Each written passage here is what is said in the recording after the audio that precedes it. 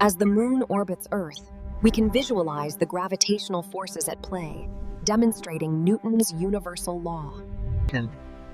As the train accelerates closer to the speed of light, space-time itself begins to warp. For the past Einstein ने कहा कि रोशनी की रफ्तार कायनात की हद है, लेकिन ये कोई जवाब नहीं, ये तो सिर्फ अल्फाज दोहराने के मुतरादिफ है। जब आप वाकई पूछते हैं कि किसी चीज़ को रोशनी से तेज क्यों नहीं जा सकती और गहराई में जाते हैं कि असल में कौन सी चीज़ आपको रोकती है, तो आपको एक अजीब हकीकत मालूम होती है जो रोज़मर्रा तजर्बे से इतनी मुख्तलिफ है कि आपकी जगह और वक्त के बारे में सोच बदल जाती है। रोशनी की रफ्तार सिर्फ एक रफ्तार नहीं, ये सबसे तेज चीज़ नहीं, ये खुद कायनात की साख्त है। ये जगह और वक्त के ताने बाने में इस तरह बुनी हुई है कि इससे तेज जाना लफ्जी तौर पर बेमानी हो जाता है। अब यहाँ न्यूटन की शानदार बसीरत सामने आती है। चांद जमीन के मरकज से तकरीबन 240,000 मील के फासले पर है। हम जमीन की सतह पर खड़े हैं जो मरकज से तकरीबन 4,000 मील दूर है, यानी चांद हमसे 60 गुना ज्यादा दूर है।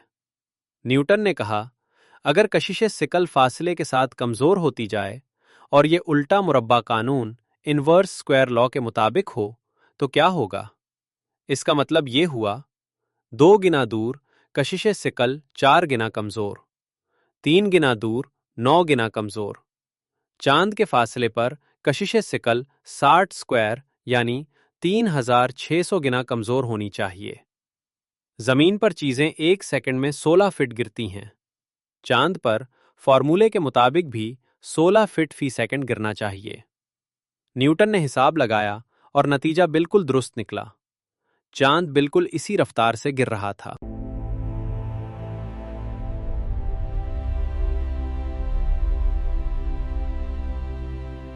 न्यूटन ने इससे भी आगे कदम बढ़ाया। अगर कशिश सिकल वाकई उल्टा मुरब्बा कानून के मुताबिक हो तो सैयारों के मदार बेज़वी इलिप्टिकल होने चाहिए, और हकीकत में सैयारे वाकई बेज़वी मदार में हरकत करते हैं। मद्दो जज़र भी इसी कानून से समझाए जा सकते हैं।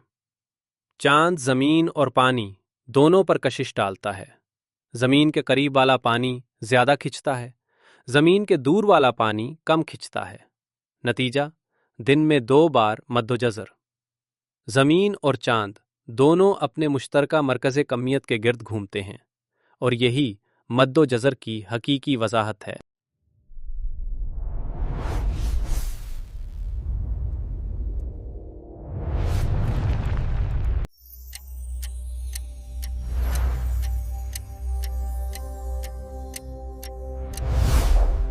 जमीन गोल क्यों है?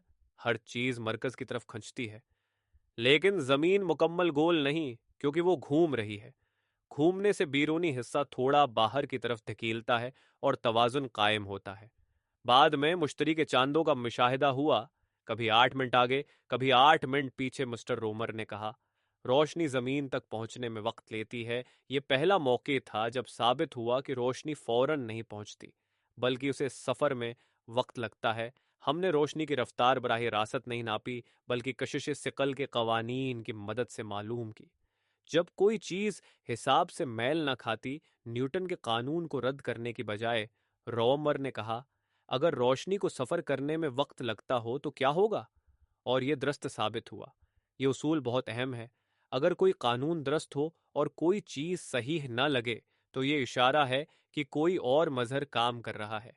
यही अमल एक साइंसी बर्फानी तौदा एवलांचन की तरह आगे बढ़ा, जो आज भी मुसलसल जारी है। As the train accelerates closer to the speed of light, space-time itself begins to warp.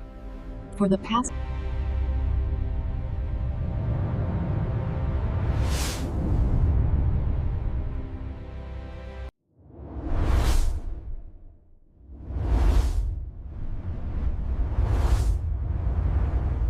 क्योंकि रोजमर्रा की जिंदगी में रफ्तारें जमा होती हैं, लेकिन रोशनी के साथ ऐसा नहीं होता। आइंस्टाइन ने समझा, वक्त और जगह मुस्तकिल नहीं हैं, वो लचकदार हैं। वो झुकते, फैलते और सुकड़ते हैं ताकि रोशनी की रफ्तार हर एक के लिए यकसा रहे। तेज हरकत, वक्त सुस्त, जगह सुकड़ती। یہ اثرات حقیقی ہیں، نہ دھوکہ۔ اگر آپ روشنی کی رفتار کے قریب پہنچیں، آگے بڑھنا مشکل ہو جاتا ہے، آپ کی جمودیت انرشیا بڑھ جاتی ہے۔ روشنی کی رفتار تک پہنچنے کے لیے لامحدود توانائی درکار ہو گئی، اسی لیے کمیت رکھنے والی چیزیں روشنی کی رفتار تک نہیں پہنچ سکتیں۔ فوٹونز اس رفتار سے چل سکتے ہیں کیونکہ ان کی کمیت صفر ہے۔ روشنی کی رفتار کوئی لگائی ہوئی حد نہیں، یہ زمان و مکان کی بنیادی جیومیٹری ہے۔ جگہ اور وقت ایک دوسرے میں بنے ہوئے ہیں، آپ ہمیشہ زمان و مکان میں حرکت کر رہے ہیں۔ ساکن حرکت، وقت میں حرکت کرتے ہوئے کچھ حرکت جگہ میں، وقت سست ہو جاتا ہے۔ جتنا زیادہ جگہ میں تیز حرکت اتنا ہی وقت سست۔ یہ ہے وہ حد جو کائنات نے مقرر کی ہے۔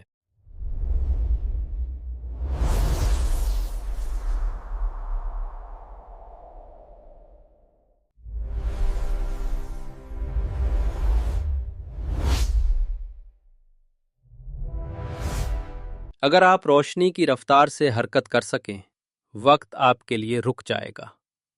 فوٹون کے نقطہ نظر سے اخراج اور جذب ایک لمحے میں ہوتا ہے۔ ذرات روشنی کی رفتار کے قریب پہنچ کر زیادہ تیز نہیں ہو سکتے۔ جی پی ایس سیٹلائٹس کو ٹائم ڈائلیشن کا حساب رکھنا پڑتا ہے۔ میونز زمین تک پہنچ جاتے ہیں کیونکہ وقت ان کے لیے سست ہو جاتا ہے۔ روشنی کی رفتار کی حد سب سے زیادہ جانچی گئی حقیقت ہے۔ تو سوال یہ تھا، روشنی کی رفتار حد کیوں ہے؟ یہ کائنات کی ساخت کی وجہ سے ہے۔ سبب اور نتیجہ ایک مخصوص زیادہ سے زیادہ رفتار سے ہی پھیل سکتے ہیں۔ یہ رفتار روشنی کی رفتار ہے۔ آپ اس سے تیز نہیں جا سکتے کیونکہ وقت میں پیچھے جانا ممکن نہیں۔ سبب اور نتیجہ کو الٹا نہیں کر سکتے۔ ہر دریافت پچھلی دریافت پر بنی، ہر نیا فہم نئے دروازے کھولتا گیا۔ روشنی کی رفتار صرف ایک عدد نہیں، یہ کنجی ہے۔ یہ بتاتی ہے کہ جگہ اور وقت کیسے کام کرتے ہیں۔ یہ دکھاتی ہے کہ کائنات کتنی عجیب اور خوبصورت ہے۔